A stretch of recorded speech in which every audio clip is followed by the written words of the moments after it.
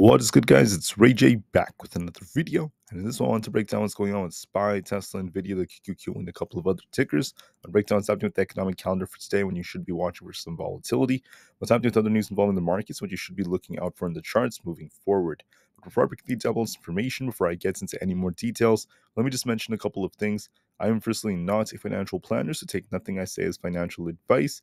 And also, if you guys can, please check out the Moomoo link, which is down below in the description. If you sign up for Moomoo, the link down below, and deposit $100 into the account, you are guaranteed 5 free stocks. If you deposit $1,000, you're guaranteed up to 15 free stocks, and soft rinse in just 12 hours. Anyways, for right now, you guys can see SPY's on a bit of an uptrend. We had this bottom right over here around this 518 area from a couple of days ago, and then since then it's been on this very, very nice sharp uptrend, and it's continuing to hold up very, very well. But in order for this to continue to hold, we have to hold these important supports. We're going to be watching to see where SPY attempts to peak, because as of right now, it's still holding up well, still on this uptrend. So we have to watch and see what happens on this chart. I'll be breaking down more details about this in just a couple of minutes, but I first want to talk about some data. So as a reminder, okay, today is Monday, April 1st, 2024. At 9:45 a.m. Eastern Standard Time, 15 minutes after the market opens, look for some volatilities with the S&P Global Manufacturing PMI report coming out.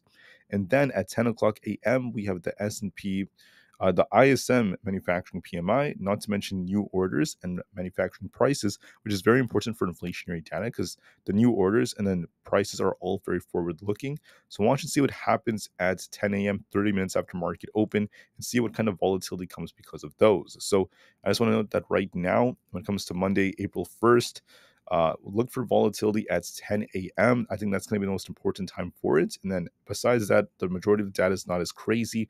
So 15 minutes and 30 minutes after market open, 30 minutes at 10 o'clock a.m. being the more volatile time. On top of this, this is like a screenshot of what earnings look like for now. I'm not going to talk too much about this. If you want to take a screenshot, you could. And then on top of this, we also have some more news coming out. We're in Q2. The market has popped just a little bit so far, and we'll have to see how things hold up as we're entering a new quarter. There's also news coming out that inflation rose in line with expectations. Everything was as expected, at least for the most part. Even personal consumption expenditures, they also went up just a little bit. So this is going to be very, very interesting in terms of those prices.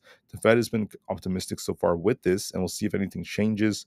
Disney's going to be looking for a new CEO. There's also news coming out that the price of gold hit a new record high with the latest PCE report, so not bad for them as well.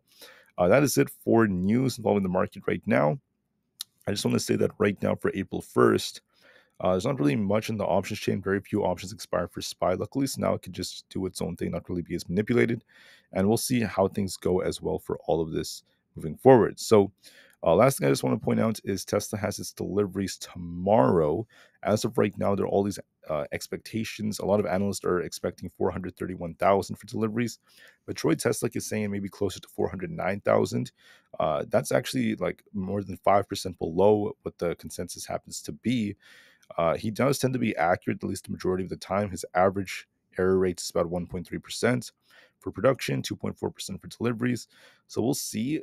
This is not the best of these for Tesla. Deliveries are very, very weak. But just to be safe, I'm not going to solely trade based off this or anything like that. That's my opinion. It also depends on what the numbers look like. So we'll have to wait for that first.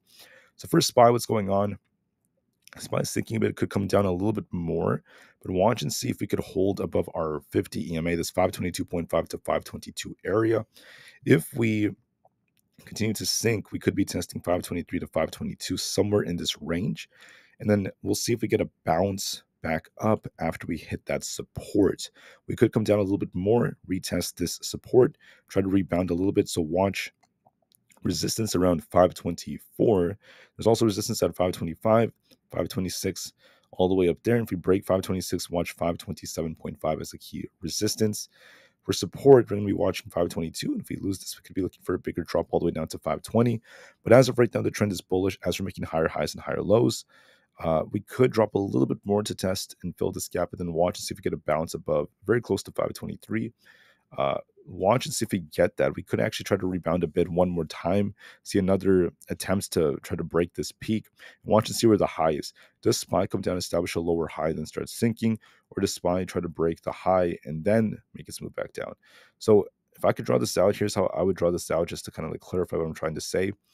we could drop a little bit more, fill this gap like down here, like this, and then watch and see if we get a bounce. Do we establish like a lower high here and start breaking down? Or do we end up just breaking this high to a new all-time high? We come back down and we continue to kind of uptrend just for a bit. Does SPY see a move that's kind of like this? I'll be watching to see just to be safe. Anyways, for Tesla, okay, Tesla is kind of flat right now. We have resistance at 177 flat, 177.6, and above that, if we break that, watch 180. For support, watch 175. I did mention in my previous videos that Tesla loves to kind of pop and drop in the mornings. We did get this little pop in the pre-market, we then dropped technically, but we might see the same thing happen again. So look for an attempt to push up to 177.6 on Tesla and see if this thing kind of comes back down to fill this gap here at 175. So it might pop a bit and come back down. If we lose that, watch support at 173.8, then 172. Could come down to fill this gap to make its way back up. So look for like a pop, drop, and then a pop back up in sideways price action for now. As Tesla's very indecisive, waiting for deliveries. For the QQQ, we got this nice gap up, and now we're kind of dropping. Could drop a little bit more towards 444. And watch and see if we get a little bounce back up or some kind of reaction to 445, then back down. Or do we end up losing 444 and turn more bearish to fall to 442? I think that we're going to sink a little bit more and watch for a reaction at 444. Might get a little pop and drop or a little bounce attempt from there. So watch that very, very carefully. Apple's looking a little bit more bearish right now, looking kind of weak on this downtrend. Watch 170.9 as support, 170, then 168, 169, then 168 below that. Watch resistance at 171.6, followed by 172.5. We look a bit more bearish now. Look for a move to 171 around this range. A little rebound and then continue lower. That is what this is looking thus far. But I do want to call out Nvda, which is still showing some life. Nvda could be forming an accumulation, which does have potential to push higher if we try to break 908. Watch 908. If we hold above 908, we could be looking for a big move to the upside. If we end up sinking, watch 892 as key support. If we lose that, a bigger drop is coming. As of right now, we have like this nice accumulation, and we have potential for this thing to try to rebound a bit. So we'll see if that ends up being the case. But if anything, Nvda is showing some potential. We haven't broken our resistance yet, excuse me. So just want to give it a little bit more time. Just a few more. Supermicro has resistance at 1025, support at 1000. If it breaks 1025, look for 1050. If it loses 1000, watch 980. Microsoft might come down a bit, so watch and see if we could hold above 422. If we lose that, watch it come down to 420. If we hold this, we could try to rebound, but it's looking a little bit weak. I'm going to be watching this on Microsoft very carefully. And then we also have Amazon.